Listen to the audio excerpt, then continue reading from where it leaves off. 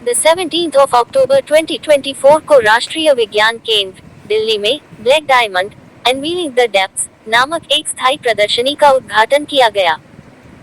आज black diamond unveiling the depths नामक एक स्थायी प्रदर्शनी का उद्घाटन श्री गजेंद्र सिंह शेखावत, माननीय संस्कृति और पर्यटन मंत्री, भारत सरकार, और श्री जी किशन रेड्डी, माननीय कोयला और खान मंत्री, भारत सरकार द्वारा संयुक्त रूप से किया गया।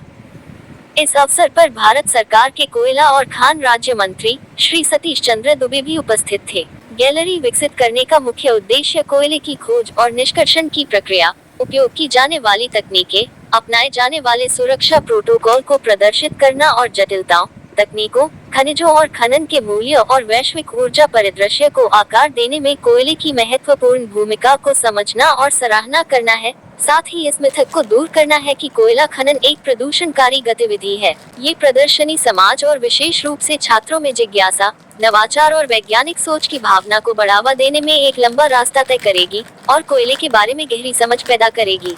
इस प्रदर्शनी की अवधारणा, डिजाइन और क्यूरेटिंग राष्ट्रीय विज्ञान केंद्र दिल्ली NCSM द्वारा की गई है। इस प्रदर्शनी में उच्च रिजोल्यूशन वाले दृश्य और इंटरैक्टिव प्रदर्शन प्राचीन दुनिया को जीवंत करते हैं, जो लाखों वर्षों में कोयले के निर्माण पर एक अनूठा दृष्टिकोण प्रदान करते हैं। कोई भी भूवैज्ञानिक प्रक्रियाओं को देख सकता है जिसने सहस्राब्दियों से इस मूल्यवान संसाधन को आकार दिया है, जो कोयले के निर्माण पर एक मंत्रमुग्ध करने वाला दृष्टिकोण प्रदान करता है। ओपन कास्ट माइनिंग का बड़ा गतिशील डायोरमा आगंतुकों को ओपन कास्ट माइनिंग ऑपरेशन की भव्यता और जटिलता को देखने का एक अनूठा अवसर प्रदान करता है। विस्तार पर सावधानीपूर्वक ध्यान देने के साथ डिजाइन किया गया, ये डायोरमा ओपन कास्ट माइनिंग की पेचीदगियों को प्रदर्शित करता है, जो उद्योग के पैमाने और गतिशीलता को दर्शाता है। कोई भी नकली कोयला खदान में घूम सकता है, जो खनन प्रक्रिया को जीवंत बनाता है। नकली कोयला खदान लिफ्ट के साथ कोयला खदान की गहराई में आभासी उतरे। एक बार जादुई लिफ्ट गहरे कोयले की परत में उतर जाती है, तो आगंतुक बाहर आते हैं और भूमिगत कोयला खदान में यात्रा के अगले चरण के लिए सुरक्षा उपकरणों के साथ तैयार हो जाते हैं। एक डायोरमा में प्रदर्शित लंबी दीवार खनन मशीनों और निरंतर खनिकों के कामकाज का पता लगाएं, जो उनके संचालन का एक नजदीकी दृश्य प्रदान करते हैं। विशेष रूप से व्यवस्थित सेटिंग में ट्विन बोल्ट मशीन को देखें, जो कोयला निष्कर्षण के बाद खदान की छत का समर्थन करने के लिए उपयोग की जाने वाली तकनीक की व्याख्या को सरल बनाती है। रानीगंज खनन बचाव ऑपरेशन कैप्सूल का मॉडल मानवीय साहस का प्रमाण है। आगंतुक नाटकीय घटना का अनुभव करते हैं, जहां खनिकों को जान बचाने के लिए चुनौतियों का सामना करना पड़ा। गैलरी के भीतर ड्रैगलाइन सिम्युलेटर एक स्टार आकर्षण के रूप में केंद्र में है। यहाँ आगंतुकों को इस विशाल मशीन को नियंत्रित करने की बारीकियों को आभासी रूप से संचालित करने और समझने का अवसर मिलता है। सिम्युलेटर एक वास्तविक दुनिया के ऑपरेशन कंसोल को बूम बार और बाल्टी के आभासी प्रतिनिधित्व के साथ सहजता से मिश्रित करता है, जो एक इंटरैक्टिव और शिक्षाप्रद अनुभव प्रदान करता है। कोयला अन्वेषण अनुभाग आपको एक आधुनिक अन्वेषण यात्रा पर ले जाएगा, जिसमें छिपे हुए कोयला भंडार को उजागर करने के लिए नियोजित उन्नत तकनीकों को देखा जाएगा। कोल इंडिया लिमिटेड की एक परिवर्तनकारी पहल कायाकल्प पर एक डिजिटल डायोरमा कोयला खनन उद्योग में भूमि सुधार और पर्यावरण संरक्षण के लिए एक अग्रणी दृष्टिकोण का प्रतिनिधित्व करता है। कायाकल्प शब्द का अर्थ है कायाकल्प और इस कार्यक्रम का उद्देश्य परित्यक्त कोयला खदानों को पुनः प्राप्त करना, उन्हें इको पार्क या पर्यटन स्थल में बदलना है। कोयला मंत्रालय द्वारा गर्व से समर्थित ये प्रदर्शनी अत्याधुनिक तकनीक, इमर्सिव अनुभवों और कोयले के भूविज्ञान, अन्वेषण, निष्कर्षण, संधारणीय प्रथाओं और वैश्विक ऊर्जा परिदृश्य को आकार देने में इसकी महत्वपूर्ण भूमिका के व्यापक अन्वेषण को मिलाकर पारंपरिक प्रदर्शनों से आगे निकल जाती है। आकर्षक प्रदर्शनों के माध्यम से उन भूवैज्ञानिक प्रक्रियाओं में तल्लीनता से उतरे जिन्होंने पौधों के पदार्थ को उस काले सोने में बदल दिया जिस पर हम आज निर्भर हैं। संक्षेप में, ये प्रदर्शनी केवल कोयले की गहराई में एक यात्रा नहीं है, ये नवाचार, स्थिरता और एक ऐसे उद्योग के विकास की कहानी है जिसने हमारी दुनिया को आकार दिया है। राष्ट्रीय विज्ञान केंद्र दिल्ली इस इमर्सिव अन्वेषण को संभव बनाने के लिए कोयला मंत्रालय को हार्दिक आभार व्यक्त करता है। इस शैक्षणिक यात्रा का आनंद अवश्य उठाना चाहिए, जहां कोयले का समृद्ध इतिहास और महत्व जीवंत हो उठता है, जो प्रदर्शनियों की पारंपरिक सीमाओं से परे जाकर एक ऐसा अनुभव प्रदान करता है जो सचमुच अद्वितीय है।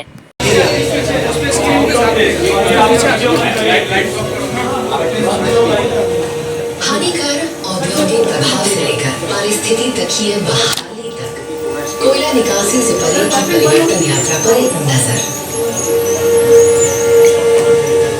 अब पुनर्वास तक कोयला खनन स्थल की पहचान। ये यात्रा शुरू होती है कोयला खुदाई स्थल की पहचान के साथ। इसमें जियोफिजिकल सर्वे, ड्रिलिंग और कोयला भंडार की मात्रा, गुणवत्ता, गहराई और संरचना निर्धारित करने की आधुनिक तकनीकें आती हैं।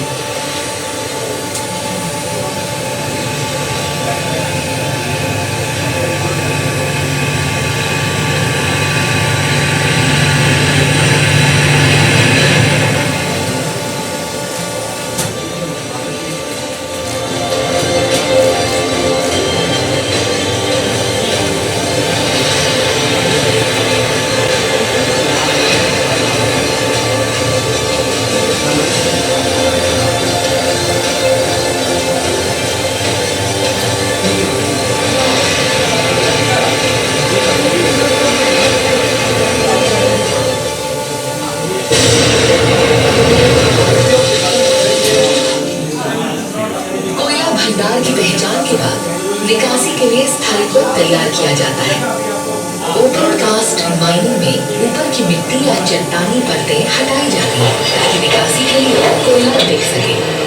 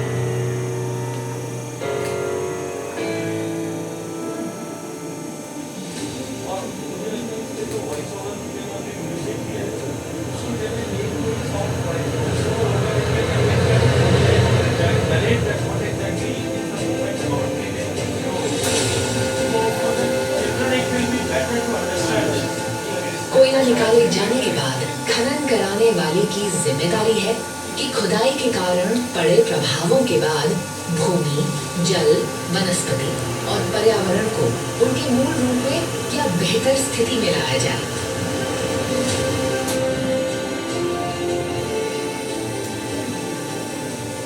इस कार्य में जमीन की ग्रेडिंग, पौधारोपण और जल प्रबंधन शामिल है।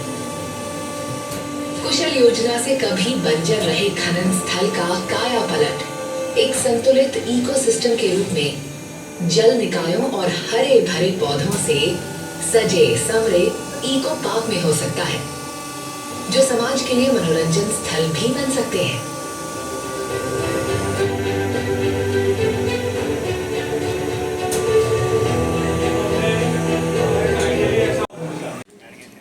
श्री गजेंद्र सिंह शेखावत जी, जो माननीय मंत्री संस्कृति भारत सरकार,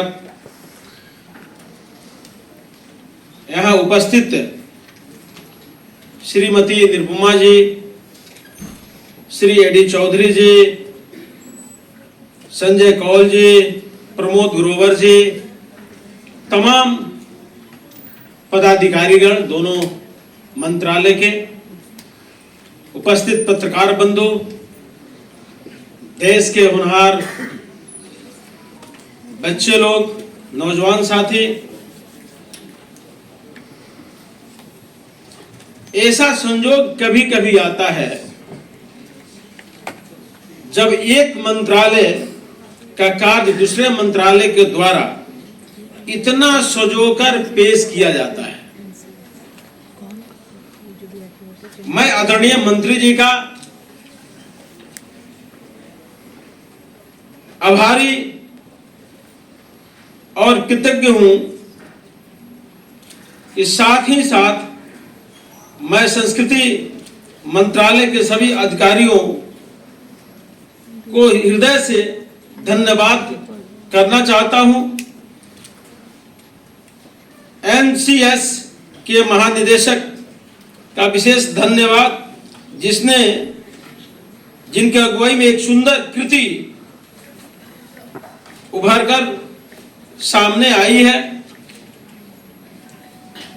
बहुत खासियत के रूप में हमने देखा है कि जो लोग भी एक प्रोग्राम करके, और हमने कोल इंडिया में जाके कोल के जो माइनिंग में हमने देखा है, इनका सम्मान करें।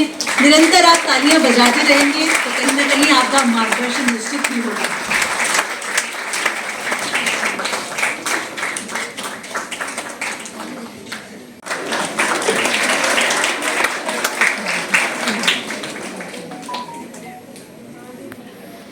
जीवन के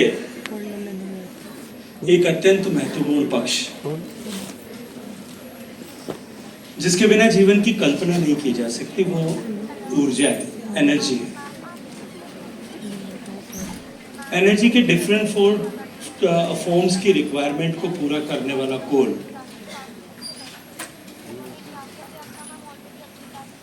बेशक कोल के डिफरेंट फॉर्मेशंस हमारे जीवन के लिए अत्यंत महत्वपूर्ण होते हैं,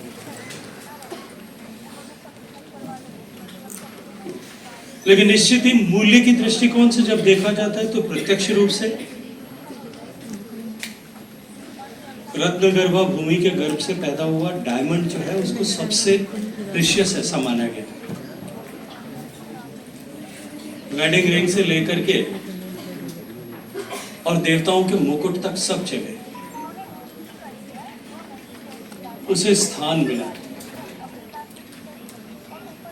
लेकिन यदि जीवन चक्र में के दृष्टिकोण से देखा जाए तो कोयला जो खुद जल करके डायमंड घिसने के बाद में अपनी चमक से दुनिया को प्रभावित करता है, लेकिन कोयला खुद जल करके जीवन चक्र को संचालित करता है। उस महत्वपूर्ण विषय पर जब आज ये गैलरी यहाँ बनाई गई है जिसे ब्लैक डायमंड का नाम दिया गया, मैं एनसीएमएस परिवार को, संस्कृति मंत्रालय को और ministry of coal and mines, जिनके संयुक्त तत्वावधान में इनिशिएटिव लिया गया, मैं इस नामकरण के लिए अपनी बात रखने से पहले हृदयपूर्वक धन्यवाद करते हुए इनका अभिनंदन करना चाहता हूं। आज इस उद्घाटन के अवसर पर हम सबके बीच में उपस्थित कोयला मंत्रालय के राज्य मंत्री, मेरे मित्र श्री सतीश चंद्र दुबे जी, मंच पर उपस्थित भारत सरकार के संस्कृति मंत्रालय के सम्माननीय सचिव श्री अरुणीश चावला जी, कोयला मंत्रालय के संयुक्त सचिव आदरणीय श्रीमती निरुपमा कोटरू जी, संस्कृति मंत्रालय के संयुक्त सचिव श्री संजय कौल जी, मंच पर उपस्थित डायरेक्टर जनरल एनसीएमएस, इनका विशेष रूप से अभिनंदन हम सबको करना चाहिए। उनकी टीम ने जिस सशक्तिता के साथ में इस अप्रतिम गैलरी को जिस तरह से डिपिक्ट किया है, उसके महानिदेशक श्री एडी चौधरी जी, मंच पर उपस्थित श्री प्रमोद ग्रोवर जी, सभागार में उपस्थित संस्कृति मंत्रालय, भारत सरकार के कोयला एवं खनिज मंत्रालय के सभी अधिकारीगण, विभिन्न विद्यालयों के आए हुए विद्यालय परिवार के सभी शिक्षक वृंद और प्यारे विद्यार्थी साथियों, जैसा मैंने कहा कि कोयला हम सब लोगों के जीवन में अत्यंत महत्वपूर्ण स्थान रखता है। जब मैं आपकी उम्र का था, मेरे बचपन में कोयला प्रत्यक्ष रूप से बहुत सारे तरीकों से मैं हमारे जीवन के साथ में जुड़ा हुआ था। घर में भोजन पकता था, वो कोयले पर पकता था। सर्दी के दिन में अंगीठी जलती थी, वो कोयले पर चलती थी। जिस रेलगाड़ी का स्मरण हम सबके बचपन में था, बचपन में पढ़ाया जाता था, छुक छुक गाड़ी, वो कोल और स्टीम से चलती थी। प्रत्यक्ष और अप्रत्यक्ष रूप से हम कोयला हमारे जीवन के में निरंतर सामने प्रत्यक्ष रूप से समाहित था। लेकिन आज आपकी जो पीढ़ी है, सम्मानीय प्रधानमंत्री जी के इनिशिएटिव्स के बाद में जब हर घर तक गैस का चूल्हा पहुंचा है, बिजली हर घर तक पहुंची है, and electricity has replace the source of energy, coal को जिस तरह से रिप्लेस किया है, कोयले की रेलगाड़ी से आगे बढ़ करके डीजल की रेलगाड़ी आई, और डीजल से आगे बढ़ करके अब देश में लगभग electrification of railway tracks completion की स्टेज पर है। मैं ये मानता हूं कि कोल पर बनाई गई ये गैलरी, क्योंकि कोल हमारे जीवन से प्रत्यक्ष बाहर निकल गया, लेकिन अप्रत्यक्ष रूप से आज भी उसकी महत्ता उतनी ही बड़ी है। इस वर्तमान पीढ़ी को उस कोल के जो जल करके हमको जीवन देता है, उसके साथ जोड़ने के लिए, उसकी महत्ता को स्थापित करने के लिए अत्यंत महत्वपूर्ण है। मैं ऐसे महत्वपूर्ण विषय पर बनाई गई इस प्रदर्शनी के लिए हृदयपूर्वक दोनों मंत्रालय के अधिकारियों का धन्यवाद और अभिनंदन करना चाहता हूं। मित्रों, अभी निरुपमा जी कह रही थी कि 1980 के दशक में इसकी कल्पना की हुई, और उन्होंने कहा कि मैं संस्कृति मंत्रालय से जो department of museum glam division देखती थी, वहां से कल्चर में आई, और इनके आने के बाद में आज जो 80 का सपना था उसने आज साकार रूप देखा है। देश में कल्पना कीजिए सरकारें किस तरह से काम करती थी, कितने अधिकारियों की पीढ़ियां कि कोयले पर एक इस तरह की गैलरी बननी चाहिए, वो पीढ़ियां सेवा में आई और सेवा से सेवानिवृत्त होकर के उस विभाग से चली गई, वो सपना उनके मन में रह गया। ऐसे अनेक विषयों पर हम विचार कर सकते हैं। सम्मानीय प्रधानमंत्री जी के नेतृत्व में जिस तरह से देश में whole of the government approach के साथ में काम करना प्रारंभ किया गया, जिस तरह से स्पीड और स्केल पर काम करना प्रारंभ हुआ है, जिस तरह से परिकल्पनाओं को धरातल पर उतारने का जो व्यवस्था जिस तरह से बदली है, मैं ये मानता हूं कि इस गैलरी का बनना whole of the government approach और स्पीड एंड स्केल दोनों का एक नायाब उदाहरण हम सब लोगों के सामने है।